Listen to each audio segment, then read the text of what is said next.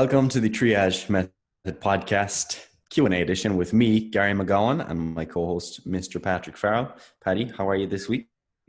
I am positively fantastic, as per usual. We are still under lockdown, quarantine. I don't know what the fuck we're under, but we are still under it for another 2 weeks. Well, I don't know, this is coming out on a Thursday, so for another week and a half where I am. Gary, you're fearful of it being locked down where you are in both Cork and Kerry, or as I like to say, the Kingdom of Desmond. You're still fearful that they could, in fact, impose tyranny there as well, yes? Potentially. I'm home in Kerry this weekend, well, literally for 24 hours, because I was like, you know what, we could get locked down, so I'm going to go home and see the fam before we all get killed off by the Rona, So, So you're spreading the said, Rona, is what you're saying. yeah, I said I'd bring it down with me, just for the crack. Nice. So yeah, hopefully I didn't infect anyone on the way. But anyway, we're back together, me and Patrick, after Monday's break. So this Monday, you will have listened to Mr. Richie Kerwin. I keep saying Kerwin on the podcast. Richie Kerwin. Listening to Richie on the podcast. So hopefully you all enjoyed that. And now we're moving back to the Q&A edition, and we're going to discuss the topic of bad foods. The question being, are there bad foods, or are we able to classify foods into being good or bad? And entering into this conversation, I suppose it's first worth noting that you could probably do a 2-hour podcast on this topic, breaking down all of the different components of foods and their merits and, the good things and the bad things, etc., and what makes a good diet.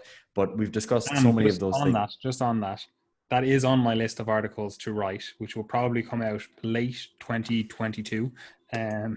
But it is on the list, so it will get discussed at some stage if you are an avid reader of the blog. And obviously, further discussions around nutrition can be found on the blog. And of course, our podcast, there's fucking hundreds of episodes now on nutrition-related questions and topics. But yes, this question comes in many forms. We get it whenever you start with a new client. We get some form of this question. I was only talking to two of my clients and two new clients last week, and they were kind of like talking about food rules and like, is this food okay to eat, or should I not eat this food, and asking around good and bad food. So this question comes up quite regularly, and like I'm sure Gary was about to go into when I rudely interrupted him. A lot of the discourse around this is quite like a dichotomy, and it can be quite hard to understand what's right and what's wrong effectively. Yeah, and that is why this is important, because I suppose when you first get into maybe trying to manage your nutrition, you probably come into like the first barrier, which is, what should I eat? And you kind of end up with these really simple rules around clean eating, for example. And typically that involves you, choosing primarily whole foods. It's generally a relatively restricted list of foods, especially if you come in from the bodybuilding side of things. It will typically be, your diet's based around some chicken, some turkey, some eggs or egg whites, maybe some beef if you're lucky, maybe some salmon if it's, they're really out there. And then a combination of basically potatoes and rice the vast majority of the time. Like that's... And maybe some veg, maybe some veg, as an accessory on the side just to keep you full. But that's basically like what the diet ends up kind of being composed of. And, for most people, the idea of clean eating can probably be, it can be attributed to that type of diet, but also, just generally the idea that the foods should be, not heavily processed. And even trying to define exactly what that means can be challenging. It might be that you want there to be low sugar, you don't want there to be sweeteners, you don't want there to be maybe certain types of fats or whatever. So we kind of have these food rules that, depending on where you're getting your information, they might vary a little, but they often they often basically come back to the point that here are the good foods and avoid all the rest, that the rest are just bad foods. But as you kind of evolve beyond that perspective, you'll begin to encounter people who say things like, there's no foods that are necessarily bad. It's just about the overall context of the diet. And for me, that's a very reasonable statement. And that's pretty much what you'll hear both Paddy and I discuss the vast majority of the time. We'll say things like, look, don't focus so much on specific foods, focus on the diet as a whole and what that then looks like over time. And then also your interactions with the diet from a psychological and a social perspective even. So that's like a real kind of nuanced take that I would say is probably in the middle and probably what we will focus on.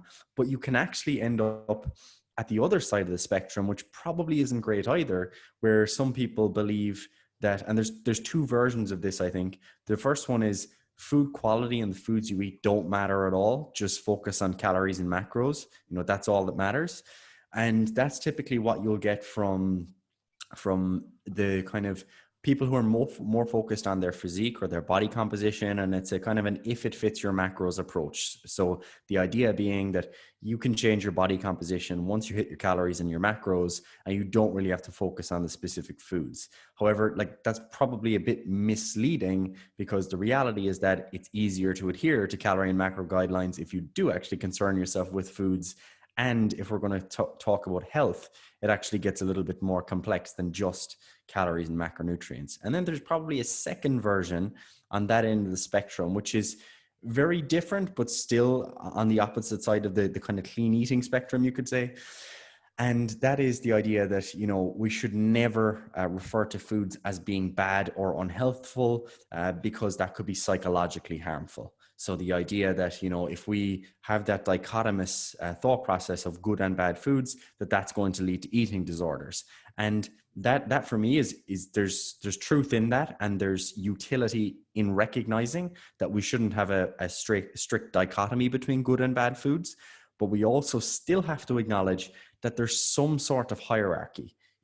I think we can all agree that if you got a lot of nutrition experts together and you were to say, how would you rank these foods in terms of their healthfulness, the likelihood that they will promote health? You could probably come up with some common things. Like most people would agree that, eating more fruits and vegetables is probably better the vast majority of the time than eating more crisps and chocolates and sweets, for example. The vast majority of the time. Are there exceptions? Of course there are exceptions. Those exceptions would be things like if someone was recovering from an eating disorder and they very, very clearly had an aversion to eating any sort of foods that weren't really restrictive, then some sort of graded exposure to that person having more things like some chocolate in their diet so they can enjoy food in a little bit more of a moderate way, that might be actually beneficial in that context. Additionally, if you're an athlete who's trying to gain weight and you've reached your limit of calories that you can consume with low palatability, meaning that, your basic clean, quote unquote, clean diet, that's not covering you anymore, you actually might want to add in some foods like some chocolate so you can bump up your calories further. Also, you could say that, if you were starving in the desert and you came across some chocolate, then that'd be super beneficial. And I suppose that's the thing that's important to realize here, is that a lot of our drives for food and the food choices we make, they're effectively evolutionarily conserved. And, we're still acting as if we were food seeking, even in an environment where food is abundant. So it's a bit messier than just saying good or bad foods, but I think we can still create some sort of hierarchy, and there are multiple features that would determine where foods might then be in that hierarchy. Yeah, the whole discourse is actually incredibly nuanced, and unfortunately, in this quicker podcast, we're not going to be able to give you, okay, choose these foods, don't choose these foods. Yeah. However, I think if people get in their mind that either side of that argument, where it's like, pick these foods and that's all you eat, like eat these 7 foods and that's all you can eat, these are the only good foods, and all the rest of these are bad foods. And the other side of the argument where it's like, oh, you can eat whatever the fuck you want as long as you hit your calories and macros. Those are the two kind of, we'll say, either sides, the straw men of the argument, right? If people can go away from this podcast and understand that, okay, so it's probably not either of those arguments in its totality, in terms of, maybe at certain points in your life, those things are going to be helpful. Maybe you are dealing with some digestive issues and you're like, right, I've actually narrowed it down to these 7 foods. These are the only ones that I can eat and not feel like fucking shit all day. Maybe that's what you need to do for a while. And then obviously if someone else is preaching that same message, you're going to gravitate towards them. However, once you understand that, okay, if I am trying to change my body composition, manipulate my health, whatever, like the underlying principles of calories, macros, all that kind of stuff still applies to the 7 foods that I'm eating, So you can take little bits from the other side of the argument and go, okay, I'm going to layer that on top of what I'm already doing. Like the classic argument against, oh, only eat these 7 foods is like, what do you do once that's all you're eating? How do you, if you're not getting the results you want, what do you do? Are you not eating enough of the clean foods? Are you eating too much of the clean foods? And then it starts becoming an argument where it's like, okay, you're actually just trying to manipulate calories now. So there are better methods of manipulating calories, such as tracking your calories and macros. And like we've talked about it before, how people are hesitant to reach to the other side in terms of, maybe they are eating a quote unquote clean diet, and as a result, then they're like, all right, this is getting me great results. But when they start to stop, or, you talked about it before, where Chris Masterjohn got a lot of basically hate when he started talking about, oh, I started tracking my calories and macros because I wanted to change my body composition. And people were like losing their mind because it was like, oh, well, like you're the let's say the healthy food guy. You talk about foods more than you talk about like calories and macros, and they were like, oh, what are you doing? You can't do this. Like, it's all about the foods that we eat. I thought that's the master key. I don't want to track calories and macros. And when you realize it's like, okay, there's benefits, pros and cons to both sides of this debate. They're just tools in your toolbox. There are obviously, as we've said, and we're not going to get into it like every single food, there are obviously better foods, and we'll call them quote unquote worse foods for a given population, for a given people, and that's just the way it's going to be. And you just have to navigate a food environment that's the way it is, and you have to create a diet from that suits your preferences, suits your goals, suits what you have available to you, and all of that stuff, right? And ultimately, having this notion where, are these good or bad foods, it is helpful in some certain circumstances. However, it can be almost pathological in other circumstances. So what you really need to do is have that kind of more balanced approach to it and realize that there's probably no bad foods, right? Like, objectively, there are bad foods. Like, if you eat, I don't know, cyanide, you're going to die. So obviously, objectively, there are bad foods. We're like, okay, don't eat that plant because it kills you, right? But if we're just talking about foods that humans normally eat, then there's no bad foods per se. However, that doesn't mean that all foods are going to be good for you to eat, just because you track your calories and macros. We have to take into account, again, the satiety, the micronutrients, like the whole host of other things that go into making a diet a successful diet, which again, you can read up more on the blog, or listen to the hundreds of episodes of podcasts that we have up here and videos on YouTube and all that kind of stuff. But ultimately, this question is easy to answer. It's like, is there good and bad foods? No, right?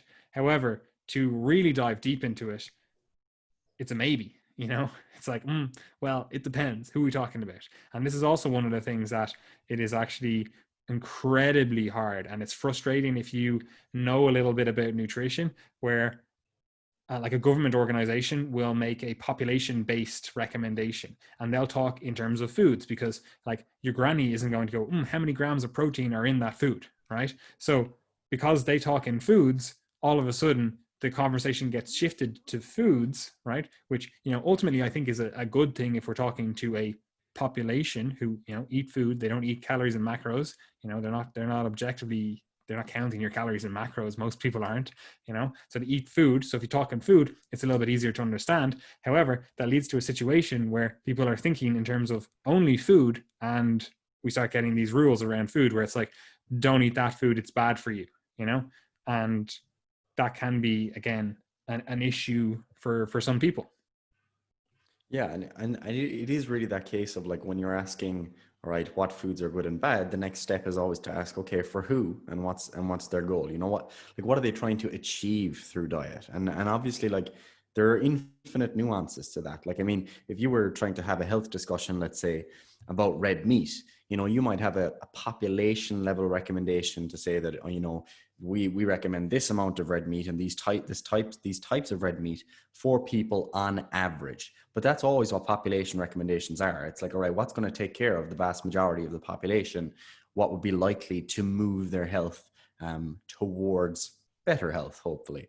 However, you know, you might say this to one person in one case. Let's say they've already got advanced atherosclerotic cardiovascular disease. They're trying to really minimize their saturated fat and maybe bring down their calories and stuff. For that individual, it might be like, okay, we actually want to cut down on your red meat because you've been eating, you know, a lot of sausages and a lot of burgers and they've got, you know, higher fat quantities, etc. And that's obviously a very reasonable recommendation. However, if someone else was saying, let's say they had, we talked about it on Monday, they had sarcopenia. So they've got, you know, really low levels of muscle mass. Let's say they're quite frail. Their function is declining.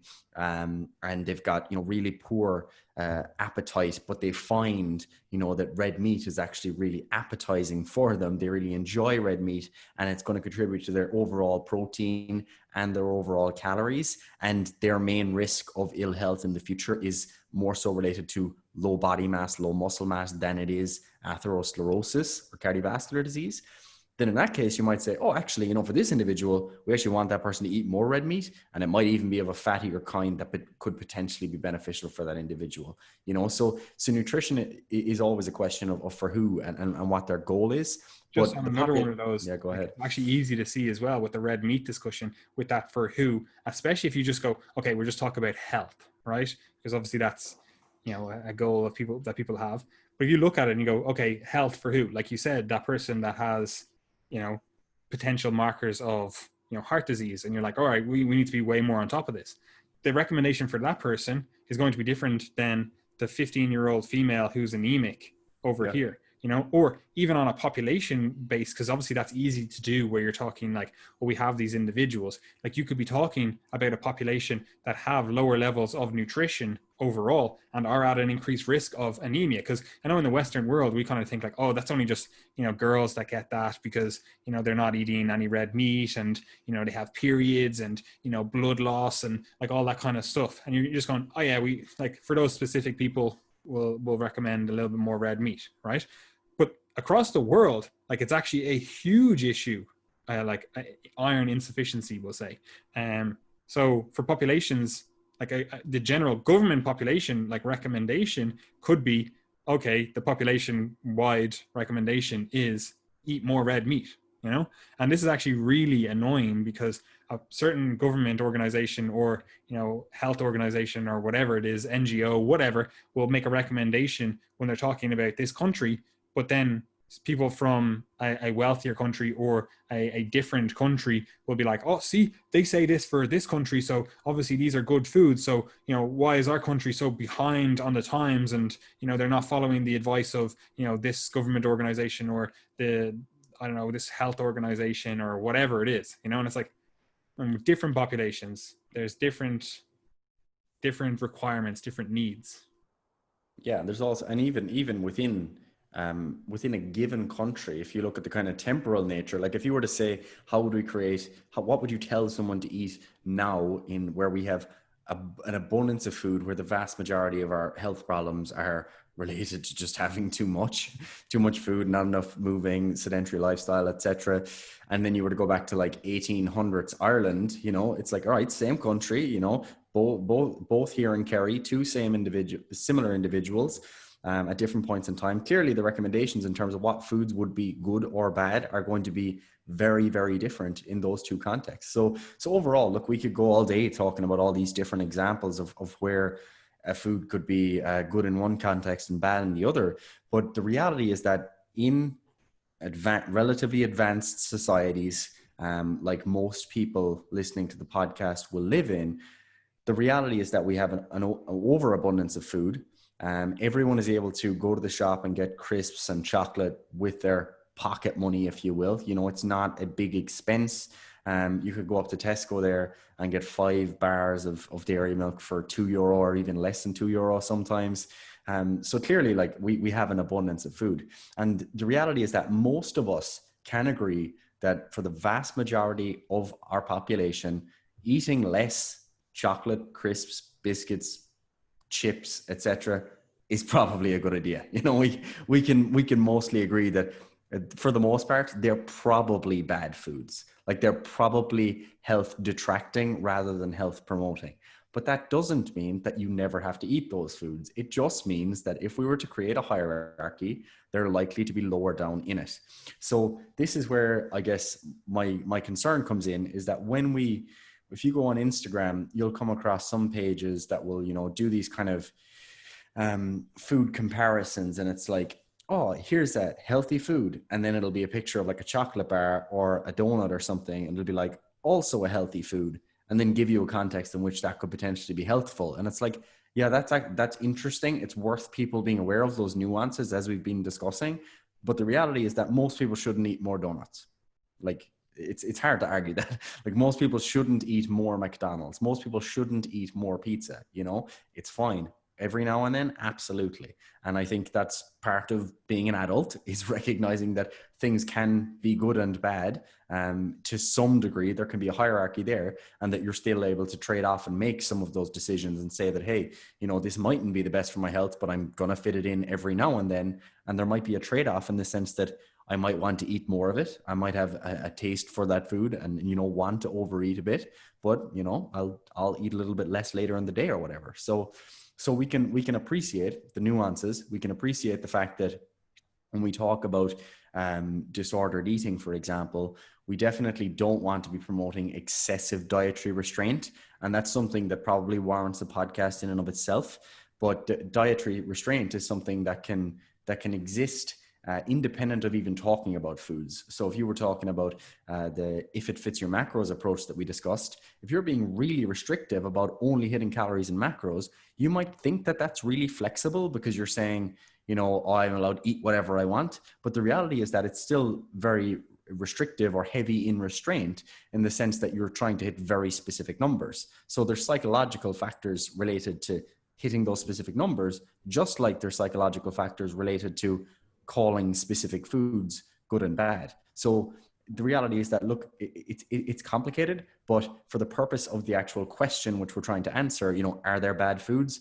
I do think we can agree that there are foods that you probably want to eat less. I think that's very, it's funny because if you were to ask anyone on the street, this would be probably a pretty simple answer. Like, yeah, obviously, like, don't eat loads of chips and burgers. And it's only those of us that maybe know a bit more about nutrition that end up calling this a nuanced question. But, your granny could probably answer this question, when she sees you coming in with a big bag of chips and she says, what are you eating that shite for? She's probably onto something there. Yeah. And look, my bias is that I would love to be able to have a diet that was just brisket, ribs, Oh, for sure, man. apple pie, chipper. Yes. Like that would be phenomenal. Like I would be set. Right. And like if the diet paradigm is going to say like, no, they're not bad foods as long as they fit these macros, I'm like, cool, let's follow that, but that's probably not the most healthful diet, and answering the question, like, even though, and I said it earlier on, like the answer to the question is no, there's no bad foods, right? Like the actual nuanced answer is a maybe. But then when you actually start digging into it, like Gary said, it kind of becomes a yes, where it's like, yeah, if we put these in a hierarchy, these are bad foods. It's like, these are worse for your goals. These are worse for, generic goals. So it is understandable, like you said, you could ask, any randomer on the street, are there good and bad foods? And they'd probably be like, yeah, obviously. But once you start digging into the understanding of nutrition, you do get to this stage where you're kind of like, like the answer is actually incredibly nuanced, So answering the question, is there good and bad foods? It's a no, it's a maybe, and it's a yes. Right? Yeah, I hope that helps. I would say, bad foods are bad foods insofar as they make a bad diet. Like that's probably as nuanced as you need to be, in that, it's not the food in and of itself. In that, I had Absolutely fantastic brownie earlier that my mom made. Mom made some brownies. Like, I'm not gonna have brownies every day, and I'm not gonna have them 3 times a day. I might have a second today, or I'm not gonna lie, but I'm not gonna have them all week. So if you were to then average out and say, right, how did that brownie impact Gary's uh, October nutrition? Let's say it's gonna have a fairly minimal effect because it's one brownie. If I had one a week, a little bit more of an effect, still very minimal. But when you start having it 7 days a week, it's like, okay, it might start to have an impact, if we start to think about, sugar and saturated fat and these types of things increasing and displacing other nutrients, we might think, the rest of your diet would want to be in fairly good shape. And then if you're having 2 brownies a day or 3 brownies a day, and suddenly it's making up 50% of your calories, that's when you start to run into problems very clearly, because not only are you adding in things that are potentially detracting from your health, but you're also displacing other things that could be beneficial for your health. So if you're getting all of your calories from carbohydrates and fats, then you have less opportunity to get in protein. If you're getting, all of your calories in from a food that doesn't allow you to get in much, let's say vitamin A or vitamin B6 or whatever it happens to be, it's like, okay, now you don't have much opportunities to get in those nutrients. So it's all about looking in the long term, because that brownie once a week, doesn't matter. 4 brownies a day for 10 years, that matters. That certainly matters, because the reality is that the vast majority of concerns that you would have, whether they be inefficiencies in the sense that you have low nutrient status, or they be overabundance in that you're consuming, excess sugar and fat and calories, when it comes to health, whether it be a nutrient deficiency, manifested complications, they're all things that accumulate over the course of years and decades. So that's why I think that having that average approach and that kind of zooming out and looking at your diet as a whole can be really helpful. So that's the way I would summarize it, is probably, there are bad foods if they make bad diets. But if you're having these so-called bad foods every now and then, it probably doesn't matter too much. And do bad diets make bad people, Gary? Yes. No, I actually always say this when we chat in private, is that if we, or well, at least me, if I didn't happen to be interested in health, like, I'm very lucky that I'm interested in health and that our business is related to health, because I think with my personality, like, I would be the type of person to just not really cook for myself and just be a workaholic and drink Red Bull till 2 a.m. if I didn't have an interest in health. So I'm grateful for that. Are you interested in health? Is that what? Really? I meant money. Oh shit! Fuck. Yes, Why we do this? This is why we do it, Gary. We do it for the money. This is why we produce all balling. This content. That's why we record these podcasts in our tracksuits, because we're so interested in the money. I only wear tracksuits, so I think that's a stab at me. I know you sometimes wear nice clothes. Ugh. I know, it's embarrassing. It's disgusting. Anyway, yeah. Anyway, the answer to the question is a yes, no, maybe so. It's a longer discussion. But basically, you can make better choices. And that's how you should guide your life. Make better choices where possible. Now, what are the better choices? Yep. That's what you'll have to find out when I eventually write that article series, and when we maybe do a longer video, podcast, whatever, on this topic as well, Or you could do what most people do and just copy the foods that their favorite fitness influencers eat and, call it all good. Yep. Could do that. Anyway, that's us done, Gary. Where can people find us? Do all the usuals. Yeah, as always, guys. If you're a coach listening to this, or a personal trainer, depending on what you want to call yourself. See, we say coach a lot of the time, like when we say coach's corner and stuff, because it's so much simpler than saying, I don't know, like personal trainer's corner, or I don't know, trainers, what rhymes, what goes with T, trainers. I don't know, trainer's trajectory. There you go. That could be our new business. Trainer's chocked. Chocked a trainer. Anyway, yeah, Coach's Corner. If you're a coach or a trainer, you can sign up to the Coach's Corner. That's where we produce educational content for coaches/trainers. So things like anatomy, things like biomechanics, things like nutrition theory, and applied coaching practice, which is really important. So case studies, coaching documentation, and stuff that you can actually use immediately if you're working with people. That's ultimately what we want to provide in the Coach's Corner. So you can sign up to that below. People are absolutely loving your anatomy series. Now, I don't know if that's because it's the first thing in the Coach's Corner. Yeah, So it's kind of people just are like, biased. oh, I'm just making my way through the content, start at the start, and that just happens to be the anatomy stuff. But people are loving it, sharing it like wildfire on the old gram. Not that I'm on the gram, that I can see it. I just get that information from you. But also, like, the feedback from it has been great in terms of people saying like, this is actually really helpful for them because you're actually teaching it in a very applied way. You know, like, it's like, all right, this, yeah, we're talking about, I don't know, what the most recent one you did there was on the wrist, you know, and it's like, this is actually how you see that. Like, here's the anatomy, cool. Like, it's fairly fucking boring, you know, if you're just like, here's the joints and here's the muscles and here's the bones and, you know, whatever. It's like, that's fucking boring. But when you're like, this is how it applies in these contexts, you start going, oh yes, okay, now it's a little bit more interesting, and I can see how it can actually use this information to help people.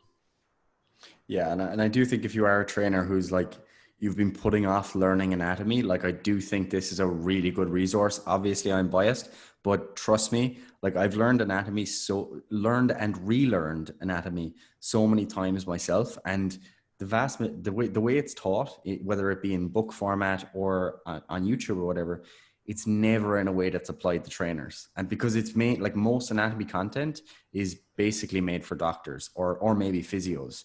And that's obviously their clinical degrees. So as a result, you end up with all of this overwhelming information, and it's kind of, a lot of it's just unnecessary that, you know, you don't necessarily need as a trainer. Like, what you want to know as a trainer is, you know, all right, my client has, you know, pain on inside of their elbow, you know, what goes there? What's actually there at the inside of the elbow? Why does that get sore? How can I modify their exercises? That's the stuff that actually matters. And things like, you know, where do different muscles attach roughly so that I know how to train them better? You know, that's what you need to know.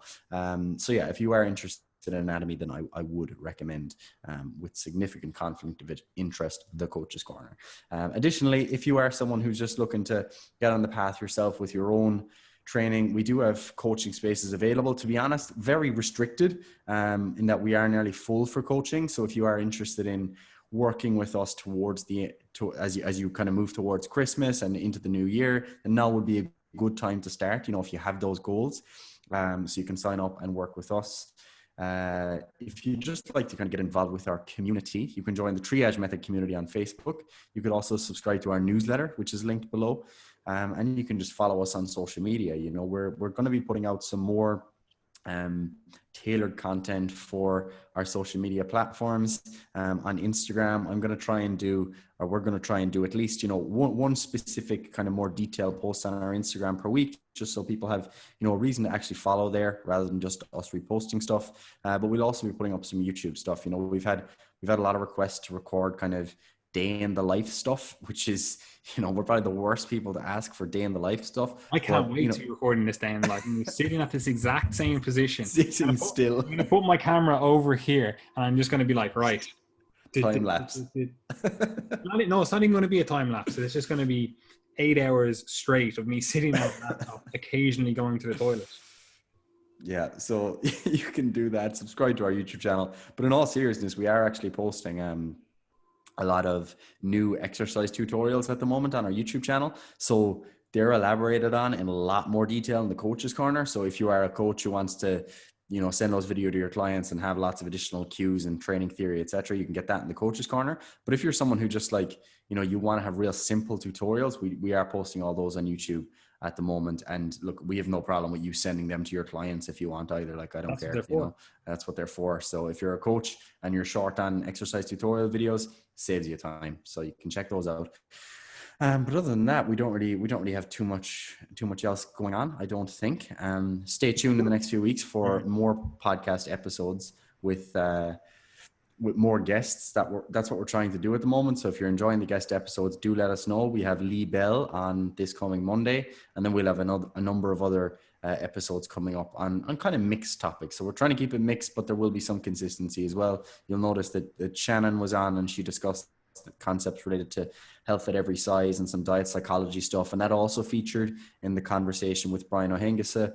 And we will have at least one or two more people as well to discuss those topics with, because we haven't covered them in too much detail, and we kind of always discuss them in passing. You know, even in this conversation, we were talking about dietary restraint and stuff like that. So we will have more in-depth conversations on those topics. But that's it from me. We also have some exciting news coming in the next few weeks, months. Don't know what week this is. You know, again, this whole Rona stuff has put a pause on the year, basically. I still feel like it's February or something. It's weird. Even though autumn is actually my favorite time of year, but that's just an aside. The fall? Yes, fall. But anyway, yes, this episode has been rambling on for long enough. I have to go for my second walk of the day so that I can interrupt sitting at a desk. And yeah, I have nothing else to say. Gary, do you? I've taken 2,000 steps today, so I should probably follow your lead. That is absolutely repulsive. Goodbye, folks. Goodbye.